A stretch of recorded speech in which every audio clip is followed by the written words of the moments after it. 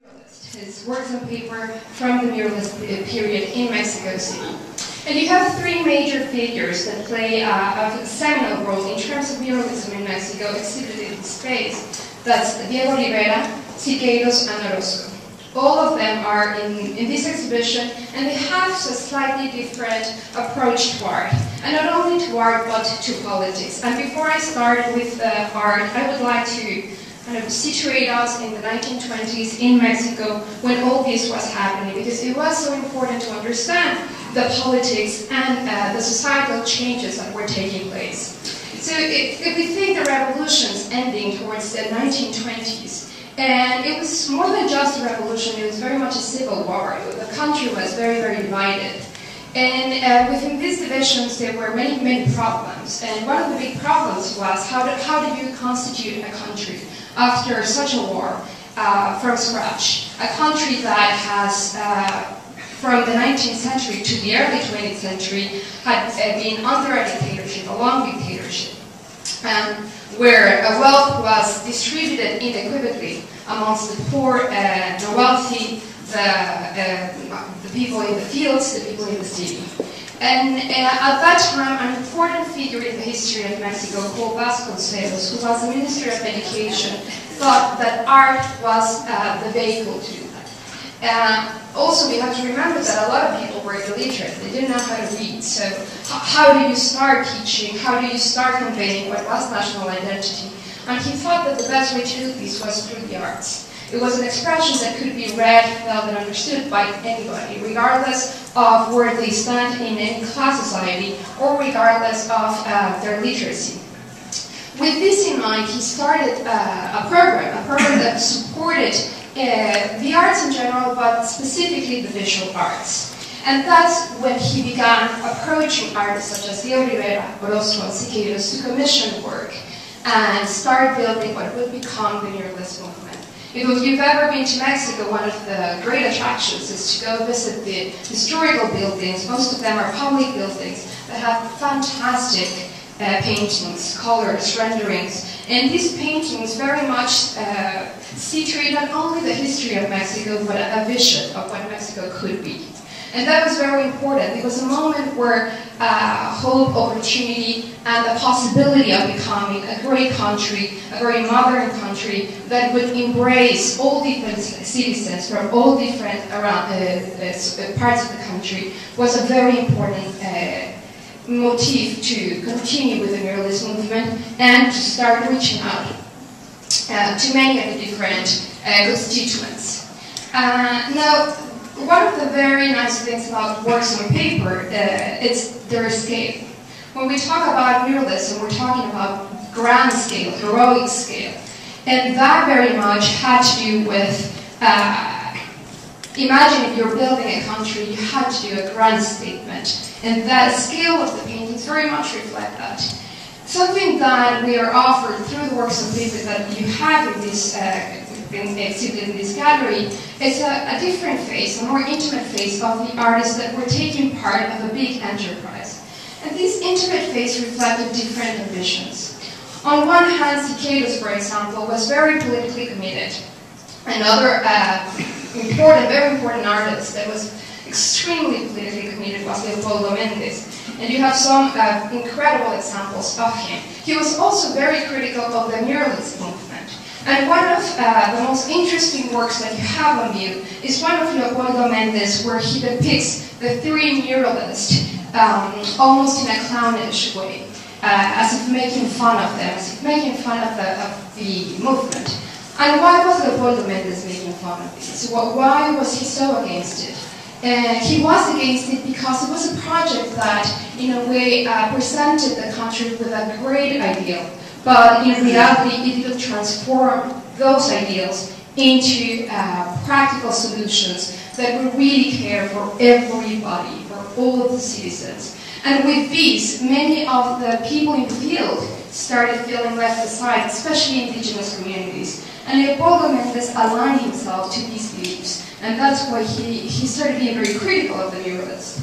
Now, in terms of Diego Rivera, I think I have to say, I really like him, but one of my favorite work of Diego Rivera is his works on paper. Because we see an artist that great ambition of the murals, it no longer exists. We see an artist that's very, very sensitive to people, very sensitive to reflecting those traits that make us very much individuals. Whenever you see his work, you'll see that there are certain features that are very well defined, and there are other features from a face, from a body, that are not so important, but there's something that remains in the work that really speaks of the person, and especially of what he felt towards the person. There's a very beautiful nude here of Frida Kahlo, where you don't necessarily see the precision of her face, but there is a sensitivity to the work that is tender, and in a way he's very much sharing that feeling he had towards her at the time through that intimacy of the work. Now, Siqueiros, on the other hand, became more political in his works on paper. He revealed a face that was very much against the state. And with time, Siqueiros became very open about his opposition towards the state project. But this was gradual. It was not right at the beginning. At some point, he was incarcerated for being so vocal about it. And when he came out, he did a very important and interesting painting that we have at the Blanton. And it's called Cuauhtémoc. It's a historical figure. And he represents Cuauhtémoc with his feet at a fire. And he's being tortured by the Spaniards. And this was a myth that had happened, that he would not share with the Spaniards where the gold and the treasures were, therefore he was tortured. And he felt like he was tortured, and by he I mean Siqueiros felt like he was tortured by the state. So what we see in the works of paper of Siqueiros is this gradual change. It's a more forefront voice towards what he saw that was happening. I invite you to walk through the works and see the details embedded in the works. You'll certainly see these grand characters, almost all of them in suits, with a kind of an informed face, and those suits represent the new face of a bureaucrat. If a country was being rebuilt and reconstructed, the state was certainly also changing, and those changes incorporated new faces. But these faces were people that were trying to conceive of a country without much knowledge of how to do these.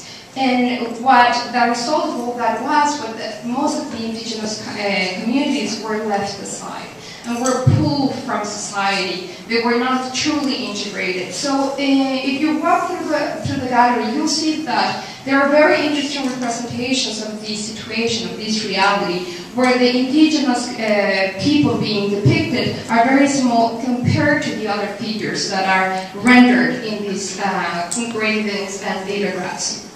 Now, another artist that you have as part of this show is Merida. I'm sorry, for a minute it went away. It's very interesting that you have him included in the show because he's part of the second generation. He's an artist that was very young when the muralists were already working, and that absorbed certainly what was happening in Mexico, but absorbed that from a distance because he was a child. And he came of age, and he came to be an artist when the Muralist movement had already, in a way, finished. It's arguable when it did finish, but the commissioning of these grand murals no longer was taking place. Merida offers us with a very different sensibility. A sensibility that it's really drawing from earthy colors, and this has to do with his appreciation for pre-Columbian culture. If you walk into the gallery that's next door, and you have this amazing opportunity where you can actually see the references that will appear in a lot of the works being on display, and very few museums can do that in a way. So not only you see the features and the different aesthetic references, but you also see the colors and the textures. And those colors and textures were very much reflected in Merida's works. And again, he's the face of a new generation, a generation that proposed not such a grand project, a project that was more about an individual taste, an individual expression as an artist. And as you also will see, it is not about the politics. It's not about creating a grand project. It's very much about the colors, the textures, the country, but from a different perspective. It's not a country that speaks of politics, but it's a country that speaks of spirit. And he very much addressed that in his work, constantly. Let me see what I'm missing. Now, in terms of what these artists represent in the history of Mexico, and that's very, very important. Mexico's art scene has been an important one for centuries. It has certainly been influenced by many different things, but if we think of the aspects, even then an aesthetic appreciation was very much integrated into the crafting of their objects. And then in the 19th century, Mexico was also an important site, a locus for more traditional painting, landscape painting, very classical. In the 20th century, during the 20s and 30s, Mexico not only becomes important to Mexicans, but it becomes an incredible place for the international community. If we think that towards the 30s, Europe that's experiencing a war, and there are many artists leaving Europe, and they're trying to find new places to not only express themselves, but also to recover from trauma of war. And Mexico had just ended a war. And as I was saying, the spirit was of hope, of reconstruction, of a vision. And this certainly was a feeling that was embraced by many artists internationally. And you have some examples here of international artists that came to Mexico and not only were inspired by these kind of emotional changes, but they were very much interested about the aesthetics, about the people, about society. And this is interesting to see in many different fields. Art was very important. Photography is another example. Some of you might know the work of Tina Modotti, an Italian photographer that came to Mexico, Theodore Weston, an incredible and important artist from the United States that also came to Mexico and spent a long time there. And then literary figures that came to Mexico and established themselves in the city. All of these happening at the same time. So if you put all that together, it's a burgeoning society. It's thriving in so many ways. It's thriving artistically, it's thriving politically, it's thriving in an effort there was no rules. Nobody was playing one set of rules, but every single person was trying to do something important. And this later changed. The 1970s became a very different period for the history of Latin America. Mexico certainly was a place where the government became more repressive, and other parts of Latin America, such as Brazil, Argentina, Chile, so even more drastic contexts where military dictatorships started taking control and really transformed cities into a very different landscape, a very ominous landscape. And that said, the influence and the legacy of muralism into contemporary times has been one that's very, very important. Still, to this day, many artists reference Siqueiros, Orozco, Leopoldo Mendes. They are incredible and important references. They're very important in the understanding of the politics, in the understanding of the history of Mexico and the building of Mexico. But they're also very important because they were able to transform these great ideals into very expressionistic and powerful visions. And these visions became the flag, the banner of the country.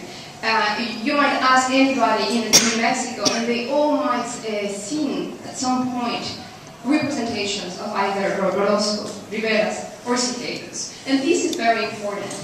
If we think that public art really can transform a society, we can point to Mexico at that time.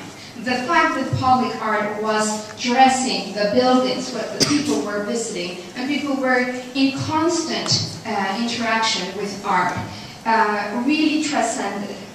And this, I think, I'm getting close to my end, but I want to sort of end with this idea. I think that if we think of Mexico in the 1920s and what muralism became in terms of people without much understanding of notions of classical art, came to appreciate colors, figures, expression, history, just by being in close proximity of art, then we can really think that art in public spaces is necessary for societies, regardless of the time and the period.